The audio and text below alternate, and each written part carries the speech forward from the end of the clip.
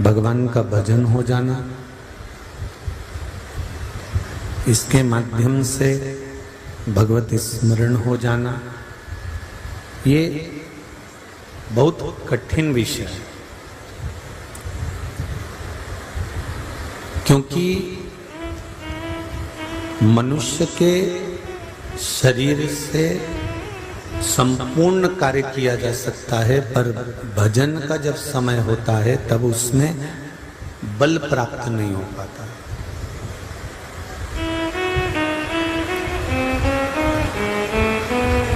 बोल मेरी जीवा हरि हरि, और 10-10 भोजन पान करे और राम नाम में मरी मरी। बोल मेरी जीवा हरि हरि। जब सेट नहीं है साउंड, रिटर्न सही करेगा। जब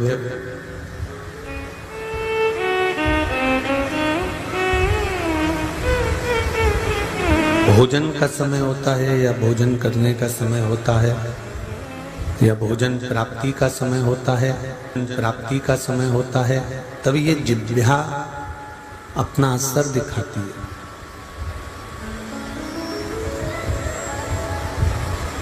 पर जब भजन प्राप्ति का समय होता है, जब भजन करने का समय होता है, तब ये जिह्वा मौन होकर, शांत होकर पड़ी रहती है।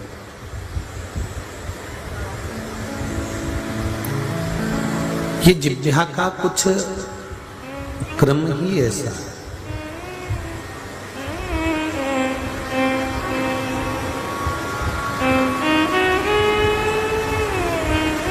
आप किसी से झगड़ा कर लिए हैं, आप किसी को अपशब्द कर रहे हैं, आप किसी को ताना दे रहे हैं, आप किसी को गाली दे रहे हैं, आप किसी की निंदा में लगे हुए हैं, तो ये जिह्वा थकती नहीं है, बोले जाती है, निंदा करने में इतनी अग्रण्य रहती है कि ये इसको समय का भी भान नहीं होता कि कितनी बज गई और कितनी वजह से हम लोग निंदा करने के लिए बैठे हो गए। इस जिह्वा को उसका भान नहीं हो पाता, इस जिह्वा को उसका स्मरण नहीं हो पाता। और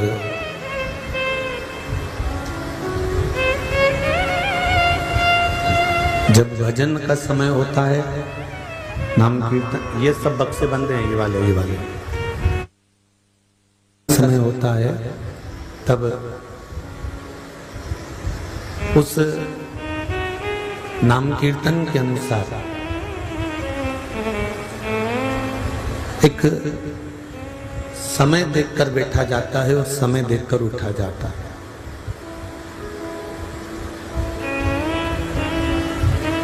हम समय देख के बैठते हैं, हम समय देखकर उठते हैं। और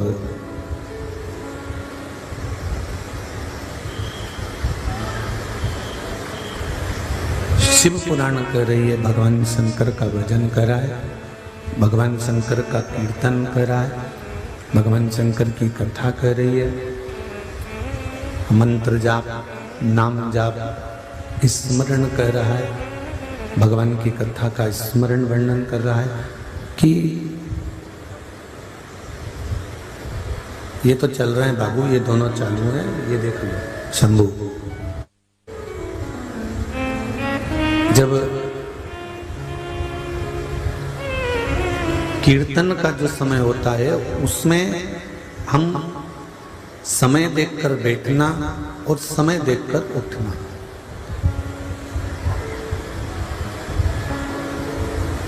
भगवान को यदि हमने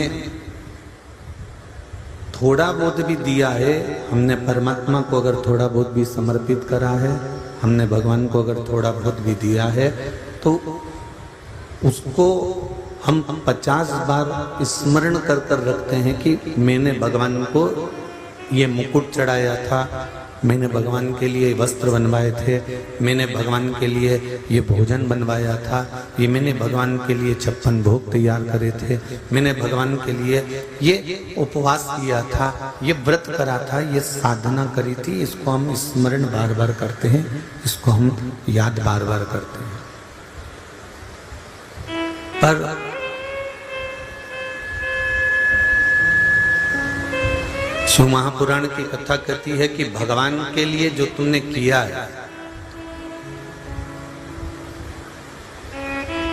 जो तुमने ठाकुर के लिए, कृष्ण के लिए, राम के लिए, शिव के लिए या समाज के लिए, यहां तक शिव पुराण कह रही है कि अपनी समाज के लिए, अपने धर्म के लिए, अपने परिवार के लिए, अपने कुटुंब के लिए, अपनों के लिए, परमात्मा के लिए, गुरु के लिए जो किया है उसको करने के बाद भूल जाना चाहिए। उसके बाद हमें स्मरण नहीं आना चाहिए कि मैंने समाज को दिया था तो मेरा बार बार गुणगान किया जाए, मैंने समाज को ये दिया था तो मुझे बार बार इसका स्मरण किया जाए, मैंने समाज को ये दिया था इसलिए मेरा स्मरण बार बार किया।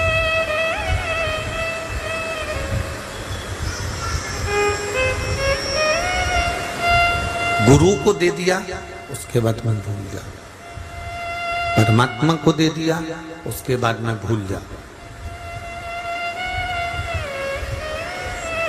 बहन बेटी को दे दिया उसके बाद मैं भूल जाऊं,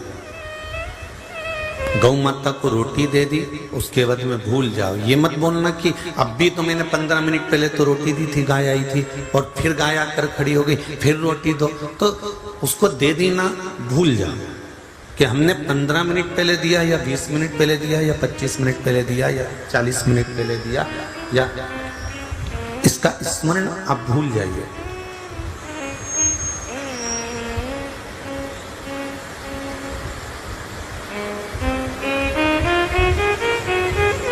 भगवान को देने के बाद हमारे स्मरण में ये नहीं रहना चाहिए कि मैंने परमात्मा को ये दिया, या मैंने इतना भजन किया, या मैंने इतना कीर्तन किया, या मैंने गुरु को या परिवार को या अपनों को ये दिया।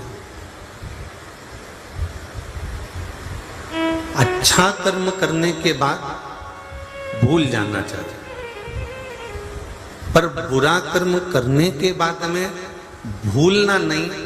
क्यों? क्योंकि जो तुमने किसी का बुरा कर्म करा है तो इस कर्म का भोग तुमको भोगना पड़ेगा, आज नहीं, कल नहीं, परसों। ये जीवन है।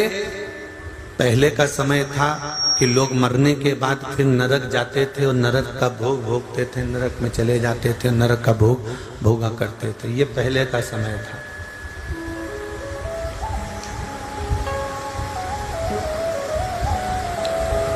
ये पूर्व का समय था कि नरक का भोग पूर्व के समय में कहते थे कि अभी करोगे तो बाद में भोगना पड़ेगा। पर शिव महापुराण की कथा ये नहीं कहती है कि बाद में भोगना पड़ेगा। शिव महापुराण की कथा कहती है तुमने जैसा कर्म करा है तुम्हारे मरने से पहले तुम्हें उस कर्म का भोग भोगना पड़ेगा, इसी मृत्यु लोक में, इसी भूमंडल में।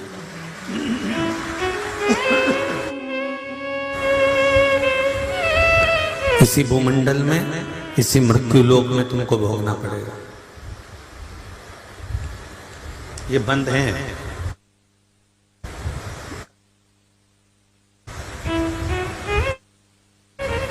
इसी भूमंडल में, इसी मृत्यु लोक में इसको भोगना है और भोगना पड़ेगा।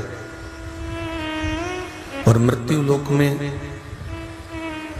इस भूमंडल में हम आए हैं तो अपने कर्म का भोग भोगने के लिए आए।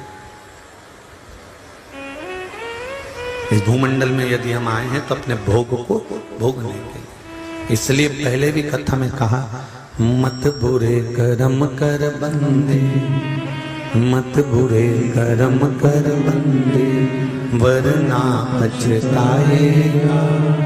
भगवान की आंखों से तू बच नहीं पाएगा, तो बच नहीं पाएगा। अरे ओ अज्ञानी मत करना गानी, अरे ओ अज्ञानी मत करना गानी। तेरे कर्म का फल भी तू ही पाएगा, तेरे कर्म का फल भी तू ही पाएगा। जैसा किया तूने तेरे आगे आएगा, जैसा किया तूने तेरे आगे आएगा। मत बुरे कर्म कर बंदे, मत बुरे कर्म कर बंदे, वरना पछताएगा। भगवान की आँखों से तू बच नहीं पाएगा, तू बच नहीं पाएगा। हमारे कर्म, हमारे किए गए सारे कर्म हमारे सामने प्रकट हो जाना है, हमारे सम्मुख में आ जाना। अब वो तुमने अच्छे किए तो अच्छा तुम्हारे सामने आएगा, बुरा किया तो बुरा तुम्हारे सामने आएगा। सम्मुख में आएगा जरूर, ये निश्चित है।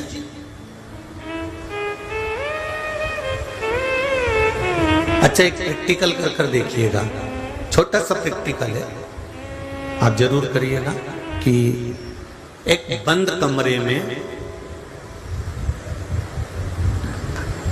बिल्कुल बंद कमरा, और उस कमरे में बैठकर आप किसी की निंदा कर कर देखना।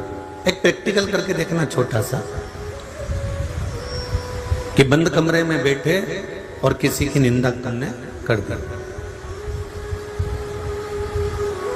किसी की निंदा करी, बंद कमरे में बैठकर आपने किसी की निंदा करी है, जिसकी निंदा करी है वो वहां पर नहीं है, ना उसका कोई पहचान वाला है, ना उसको कोई जानने वाला है, ना उसको कोई देखने वाला है, केवल बंद कमरा और आप हो।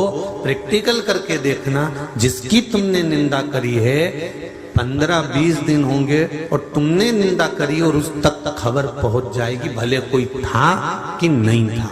क्योंकि हमारे द्वारा जो शब्द निकलते हैं, हमारे द्वारा जो वाणी निकलती है, हमारे द्वारा जो शब्द निकलते हैं, हमारे द्वारा जो कहा जाता है, हमारे द्वारा जो बोला जाता है, जिसके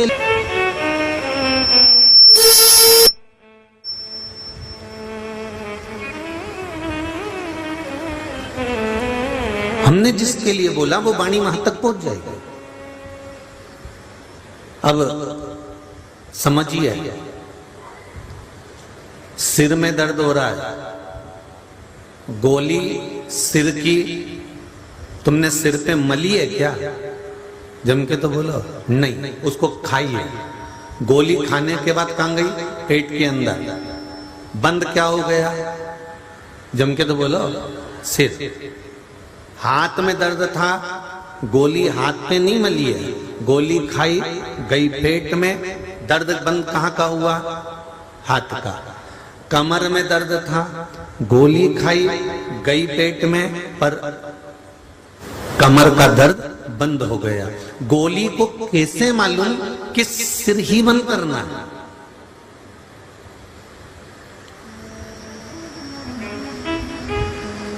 गोली को कैसे मालूम कि मुझे कमर का दर्द ही बंद करना है? गोली को कैसे मालूम कि तुम्हारे कानों में दर्द है तो कानों का दर्द ही बंद करना है? गोली को कैसे मालूम कि पीठ का दर्द ही बंद करना है?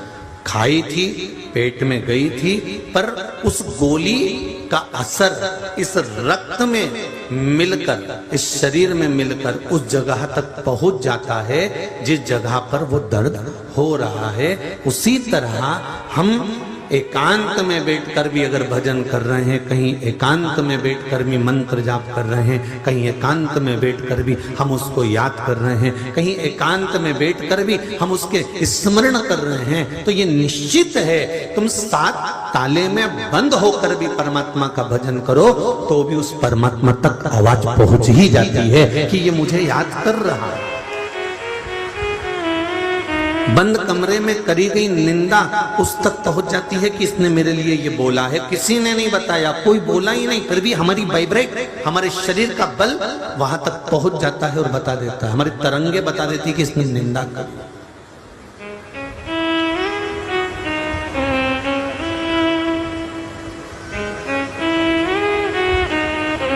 आप एक कमरे में बंद हैं और उस कमरे में बंद होकर भी निंदा कर रहे हैं तो उसके तक खबर पहुंच गई कि इसने तेरी निंदा करी, इसने तेरे लिए कुछ बोला। अर्थात हमारी तरंग है, हमारे शरीर का जो तरंग है, वाइब्रेशन है, वो वहां तक बता देता है कि इसने तेरी निंदा करी है। उसी तरह हमारा किया गया भजन, कल कथा में कहा था कि आंख नहीं भी होगी तो भी भगवान मिल सकता है, शरीर का कोई इंद्री अगर खराब हो गई तो भी भगवान मिल सकता है। बस ये मन, ये चित्त, ये हृदय, ये दिल उस परमात्मा से लगा हुआ होना चाहिए, ये मन उस भगवान से लगा हुआ होना चाहिए। एक पत्र आया है, देखिए,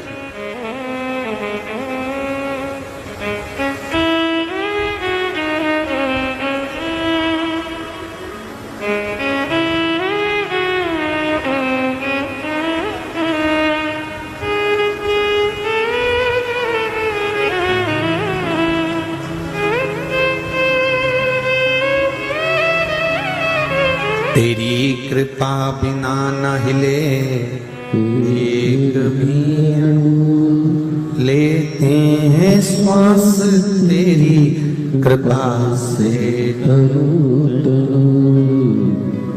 एक पत्र और है, पूजा मंगेश जी फालके अकोला महाराष्ट्र से आए हुए हैं, जहां भी बैठे हो हाथ हिलाइएगा, दोनों आप ही हैं, दोनों हाथ हिला दो एक बार। श्री शिवाय, यहाँ है, ये शिव है, बैठिए बहन, श्री शिवाय नमस्तुभ्यम, बैठिए बैठिए, हर हर महादेव। तेरी कृपा बिना न हिले एक भी अणु, तेरी कृपा से तनो तनो, हे गंगाधर मुक्तिदार ओमकार, भोले ओंकार तो आयो शरण तिहारी, शंभु तार तार तो। बखान क्या करूं मैं राखों के ढेर का, बखान क्या करूं मैं राखों के ढेर का, झपटी भगवत में है खजाना कुबेर का।